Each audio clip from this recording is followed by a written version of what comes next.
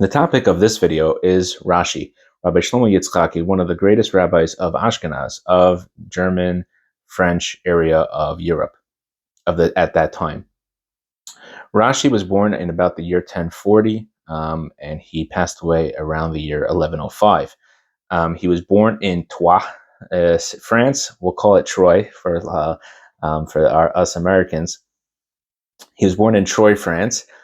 He studied in the great yeshivas of Worms and Mainz, which were kind of the area where the biggest Jewish communities of the Rhineland of that part of Germany.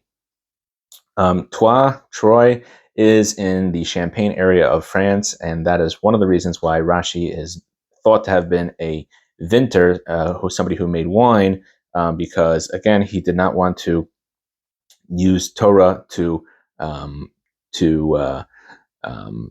profit off of. Just a little bit about his family for a second. His father was a tremendous scholar as well, Rabbi Yitzchak. That's why Rashi is called Rabbi Shlomo Yitzchaki, of Yitzchak, or the son of Yitzchak. His father Yitzchak also was a descendant of King David, and he is said that he used to clean the synagogue with his beard. That's how much he loved the synagogue and loved the study hall, that he didn't feel it was beneath him to clean it with his beard. When they unfortunately, Rabbi Yitzchak and his wife did not have children, and he was a gem dealer, and at some point one of his gems were selected by some sort of pope. I'm not sure if it was the pope or some sort of other religion, to be used in a idol or some sort of statue in their church or whatever it was, and he didn't really have a choice. He had to go along with it. They would kill him.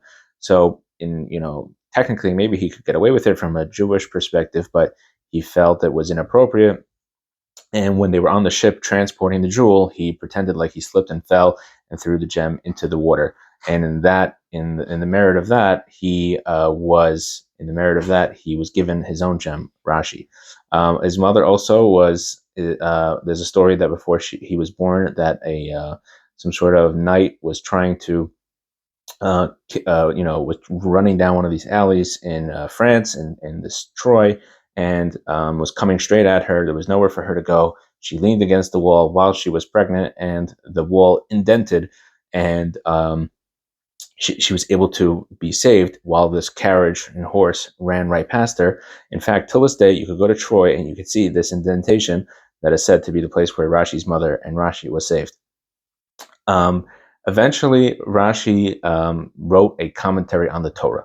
After studying in Worms and Mainz, he comes back to Troy, opens his own yeshiva, probably goes into business as a vintner or whatever it might have been, and he starts to write a commentary on the Torah. He wrote a commentary on the entire Torah and almost all of the Talmud.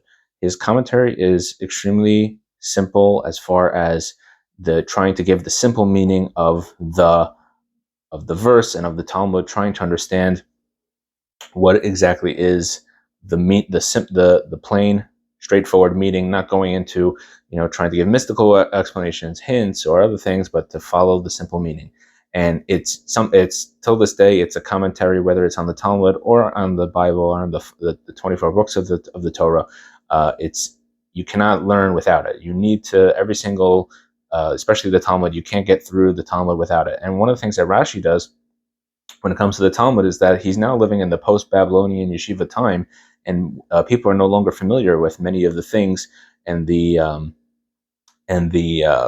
cultures and the words of Babylon in Aramaic or Hebrew, and he translates and he uses a lot of words in French to explain what these things are. He even describes many cultural things, a phenomena where it seemed obvious at the time of his in Babylon. He has to re-explain what these cultural phenomena, and gives cultural examples from France. So it seems that he was also involved in the community and knew what was going on and understood the culture of the time. Rashi is said that he did not have sons; he had only daughters. But his sons-in-law and his grandsons ended up being his main students, and eventually they carry on his legacy as the greatest rabbis of Ashkenaz, namely the Tosafos. The Tosafos were rabbis who were literally, some of them were grandchildren of Rashi, and some of them were students of those grandchildren and other this style of learning, where they challenged Rashi, and they in many places in the Talmud. However, the style of learning is very much influenced by Rashi, and he is kind of the base of where they use their Talmudic style, from extrapolating from one place to the other, from one side of the Talmud to the other, trying to get to a deeper explanation and questioning things more deeply. But it's really, you could see the influence of Rashi even on them, that seemed to challenge his style.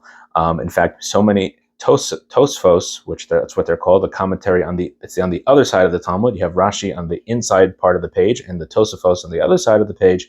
And many times the Tosfos will say Pirush Bekuntris. They'll start off, this is what is explained in the notebook, which was how Rashi's commentary was known, because it seems that, first of all, out of great humility, he did not want to pen his own name to this, so he would just write his commentary and give it out and have people copy it, and they would just put it in study halls, and it became known as the notebook, because the notebooks would just show up with this commentary.